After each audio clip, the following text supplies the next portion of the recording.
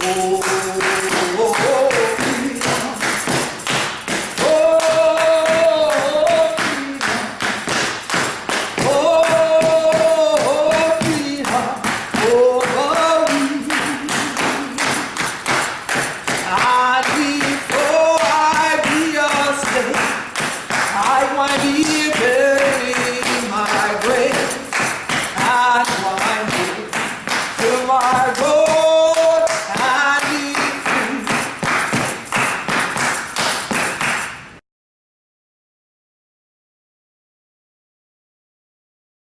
what took place, I can only say, was divine order. I founded an organization called the Gullah Geechee Sea Island Coalition in 1996. But that was after many, many years of already doing work to fight for land and the protection of land and to raise money for people's families for them to stay on their land. And at that point in time, there was such a consistent onslaught of different mechanisms being used to displace Gullah Geechees. The elders in the community had always watched. That's how they are amongst Gullah Geechees. They watch you. They may not say a lot. They don't like people talk too much, but they watch. And they had always told my mother that I was here for a special reason. All right? And so at the point when I was approached and they said, well, look, there's too many things going on. They're trying to put us completely off the whole coast. If we come together in some kind of united way, will you be the leader, right? I said, well, yeah. They said, we don't have no title yet. We're going to come up with the title. But if all the community come together, will you lead? And I said, well, look, I don't need no special title. You know, whatever y'all need me to do, I'll do it. You know, they said, okay, first of all, we ain't asked you that. My people are very direct. I said, yes, ma'am. Yes, sir. Y'all sure didn't. They said, now, we asked you, would you lead if we get everyone together? Say, yes. Okay, fine. We're going to take a vote. We're going to get this thing organized. They got advice from the International Human Rights Association for American Minorities, IRAM, which I'm proud to say I'm now in the directorate of IRAM. But IRAM had contacted me to ask me did I want to take the issues I was fighting for Gullah Geechees before the United Nations. And I had said yes. Well, I didn't know that at the same time, these elders were also going to come and approach me about this. So from 1999 to 2000, there was a vote. This vote took place by petitions. This vote took place online. Because I'm a computer scientist and mathematician by degrees, we then decided, I said, well, you are not going to reach every Gullah Geechee with a handwritten petition because they're not all here. What about the ones in the military? What about the ones in the cities? What about the ones that, you know, are traveling? Can they vote? They said, well, how will we get them to vote? I said, well, if you get an independent person to create an online voting system, you can put that same petition online and then the votes can come in that way and you can verify and make sure no one's voting twice from the same location. So they did just that. They got thousands of votes. I didn't think they were going to get any, to be honest with you, because people weren't used to this. I didn't think people were going to do it. I just thought our people were going to say, yeah, yeah, and go on. And I was actually at events when the drums started signaling, called people to order. Elder Carly Town, who's now Minister of Information, she had started the Gullah Geechee People Foundation, and they led this petition going around. And they actually took this petition to anywhere, under the oak tree, dinners people were having, festivals. When they brought this petition out that night, and I'm sitting in there and they announced what it is, and they said, in fact, the person who we want to vote for, who is on this petition for Who Speak for We, that was the name of the petition, is Marquetta Goodwine. We want to elect her. Anyone who agree, come up and sign the petition. The petition will be placed here. The next thing I knew, there was a line of people, the length of this building, walking up, signing this petition. That was amazing to me. And this is what they told me continued everywhere this petition went. So July 2nd, 2000 on Sullivan's Island in Charleston, and Sullivan's Island is the place where over 40% of all Africans enslaved in America came through, was where an actual installment ceremony took place. We wanted this live ceremony there because it's U.S. federal property, and we wanted the federal government to know and acknowledge that this vote had taken place and that they were aware of it. We had United Nations observers there to also see this event take place so that they could also say that the vote was official. And the public now had the final say to approve the vote or not, to now either agree or burn my body in effigy. They could have done either one. When they called for agreement on that vote, everyone said yes.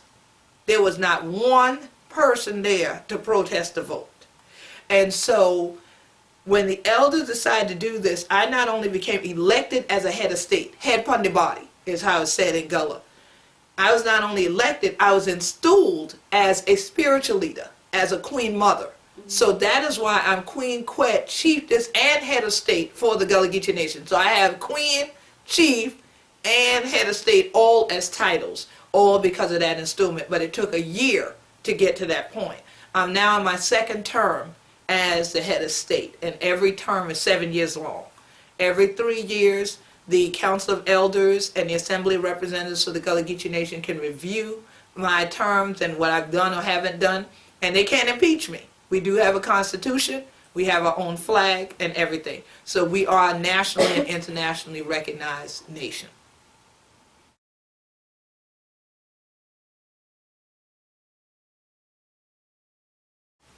I've done a lot of community organizing work involving land rights in particular, because Gullah Geechees, that is our greatest battle, is making sure that we maintain land ownership. We have owned this land by deed since 1862. Many Gullah Geechee families, our deeds date back to 1862 during the U.S. Civil War, coming right out of being called chattel and being listed next to pieces of property as a piece of property yourself. We became property owners. And so we've had an onslaught of people wanting to make the area resort and gated areas, and so I've had to fight a great deal against that and against cultural genocide that was being caused by the displacement of Gullah Geechee people as a result.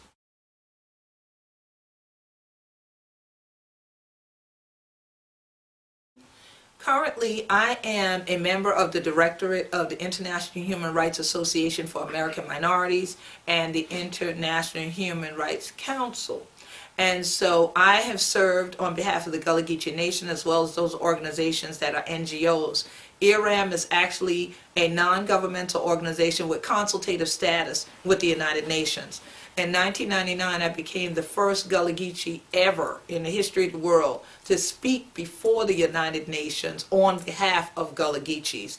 And I spoke at the Human Rights Commission in Geneva, Switzerland. So I still go to the United Nations in both New York and in Switzerland, and I've often gone to other NGO conferences in other parts of the world, such as Paris, France, at UNESCO's building, and so on, to continue to make sure that the Gullah Geechee story is argued for, and that we do interventions at the UN to intervene on behalf of this, and then to also work with other indigenous peoples of the world to help all of us survive, especially with the small island governments, because with us, we're not now just faced with cultural genocide issues that government bodies cause by trying to disperse you so that they can let corporations come on your land and things like that, but we're also faced now with climate change issues.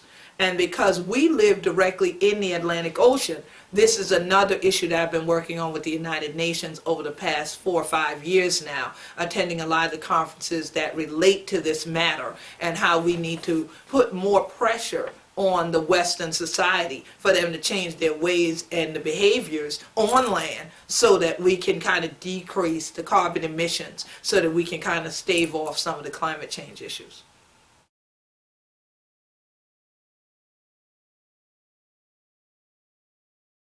One of the major things that we have to accomplish is we have established the Gullah Geechee Land and Legacy Fund that we are in the process of raising money to create an endowment for, so that we can have a massive fund that can purchase land when, say, an elder who never had children, they don't have anyone to have as heirs to that property. So if they pass away, the government's going to get the land. The county will get it. They'll only auction it for pennies, and then someone else who's probably non-Gullah Geechee will end up with it. So the Gullah Geechee Land and Legacy Fund is not only to educate about land rights, but actually have a fund to help people protect the ownership of their land. Whether that's helping them with legal documents so they can leave an LLC or have wills and other things, but then also to have a fund that they say, well, I know I just don't have anyone to leave it to, but if y'all buy it from me and let me stay, it can be in a land trust forever for Gullah Geechees. And so these are the things that we know are critical to our existence, is keeping land. The next thing is we do have the Gullah Geechee Alkebulan archive. There's a book entitled They Stole It But You Must Return It. So I've spent the last over 20 years going around the world collecting any and everything that reflected Gullah Geechee that I could get my hands on, whether it was photographs, thesis papers, books, all of these things. And we have a massive archive now that we're digitizing so that we can have these things ad infinitum for future generations. So that the Lili children can understand who we do from Lili children. Not wait till they get to college and get in a college classroom and have someone of another ethnicity say, we're going to use the book, The Legacy of Igbo Landing, edited by Marquetta Goodwine or Gullah Geechee Culture, and then they go, hey, that is Queen Quet, I know her. She from my island. And now they're like, oh, I didn't know I was Gullah Geechee. You know, and that happened to a lot of Gullah Geechees. They didn't realize they were actually different until they went off to college.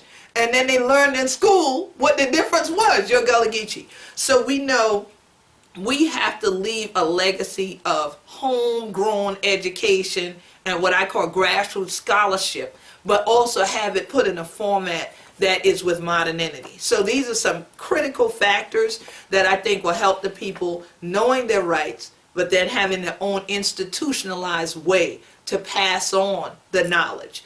And so we have to continue to fight against climate change also. This is an environmental issue, and try to educate more of our people of how to continue to live in balance with the land by keeping up our fishing traditions, our hunting traditions, and how we keep our family compounds built.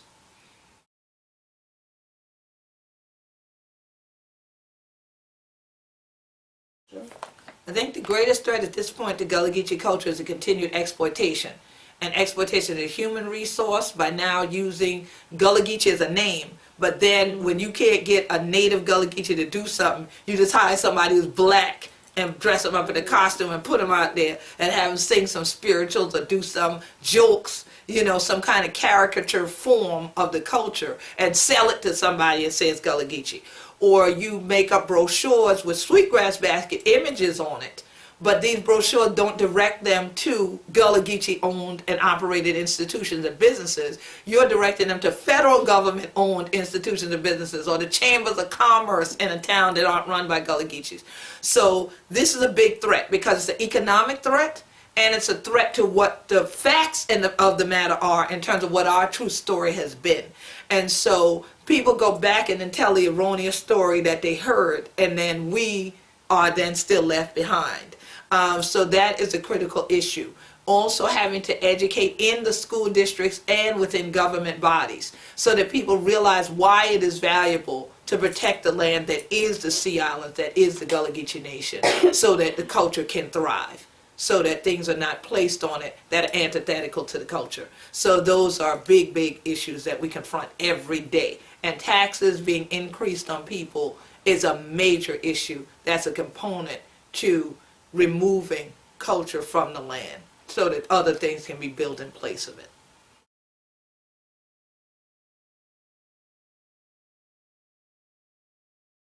The demographics of the Gullah Geechee Nation it varies because throughout the Gullah Geechee Nation we've had such an onslaught of displacement from places like in the northern part of the Gullah Geechee Nation, Wilmington, North Carolina, into Myrtle Beach area, South Carolina, where so many Gullah Geechees have lost their land and many of their family members have moved north and out of the area altogether, that you will get in those areas and you'll find that the majority population, if you looked at census records, is no longer African American or black. That you will find it has shifted in the opposite direction. Wherein Peter Woods even wrote a book called Black Majority. And the reason being is that all the way up to at least 1980, Gullah Geechees were the black majority along this entire coastline. So you were talking about within a 20 to 30 year span of time, this shifting of the demographics in the opposite direction, wherein now you will find that areas like Hilton Head Island in Beaufort County, South Carolina, for instance, used to be 90% Gullah Geechee, just like St. Helena Island is still 90 to 95% Gullah Geechee today in the same county. And now they say that the population of people of African descent on Hilton Head is 15%. And that doesn't include just natives. That means also African Americans that moved to Hilton Head also that are not natives are there. And so it's blended depending on where you are in the Gullah Geechee Nation, whether you are going to have a mass majority like St. Helena Island and Sandy Island, Wamalo and places, or if you have places where you have more resorts coming in and you have more recreation coming in. That's where the displacement factor comes. And many Gullah Geechees then moved inland or moved out and moved to urban areas. You have a lot of Gullah Geechees in New York City, you have a lot in Atlanta, Georgia, you have a lot in Jacksonville, Florida, and interestingly enough, the city of Jacksonville, Florida is the largest Gullah Geechee city with the largest population that there is, and most of them there don't know they're Gullah Geechee. If you ask a black person in Jacksonville, are you Gullah Geechee? No, my uncle them is. My granddaddy them be Gullah Geechee. Well, how do you not be? It's the same person, same culture, same ethnic group. So the demographics are of concern very minimally to me because I'm a mathematician. And most of the demographic data is skewed because it comes from census reports. People of color largely will not fill out census forms. And in Gullah Geechee tradition, because we don't do head counts, it's just a cultural thing, almost like a cultural taboo, we won't fill it out. So therefore, we've had entire swaths of the Gullah Geechee Nation not even counted. So we know that those numbers are inaccurate. I have reviewed these things many times as a mathematician, and I can see error all over the place. So that doesn't bother me. What bothers me is my greatest concern for the Gullah Geechee Nation are people who are descendants of the Gullah Geechee Nation, who've been acculturated in Western society, who devalue their own culture, who have now been assimilated into mainstream American society so far that they don't see the land in the Gullah Geechee Nation as an asset. They see it as a liability because they have to pay taxes. And they don't want to pay taxes, so they don't share in the tax burden with their family members that live on the land. And they eventually force the family to have to sell the land because they'll take them to court and say, well, somebody want to buy it from us, just sell it. Then at least I can just get this money now. So, but once you spend that money, you spend it once and it's over with. It's done. And you have now put your whole family and all of its history back on an auction block for sale. You have now been a participant in cultural genocide. That is our biggest problem today that we're faced with, is the lack of knowledge, the real literal ignorance of other people of African descent who are actually descendants of the Gullah Geechee Nation, who have no knowledge that they are or are not concerned about it. We have right now major entertainers out there who know that their family members are from this coast and wouldn't give a dime. We are in the process, we are $650 short of the Gullah Geechee Land and Legacy fundraiser for this year. These people are in our Twitter feed, these people are on our Facebook fan page and have not sent $5. And these are major entertainers. I'm talking about people who do one show and get $100,000 or do one movie and get $1 million. So, and they haven't given a dime. But they're more interested in getting a DNA test like the rest of the African American population than someone, and some of those DNA tests are not accurate. Some of it is a scam. They'll believe what they tell them on the paper and then fly to Africa and get $50,000 in a village. I'm not saying don't help there. But we were raised to believe charity begins at home and then goes abroad. So every sack can't stand up right long. 100 children need for help hold up this your sack, your fuss. So you need to come and help take care of home first and then help everybody else. And that would be the greatest blessing you could ever give. And as people always hear me say, Hunter must take care of the roots for heal the tree. So if you want to get the fruit to be healed, and have another generation of rich fruit to grow, make sure to get to the root of the problem first. heal it, and everything else will be fine. God will take care of the tree from there.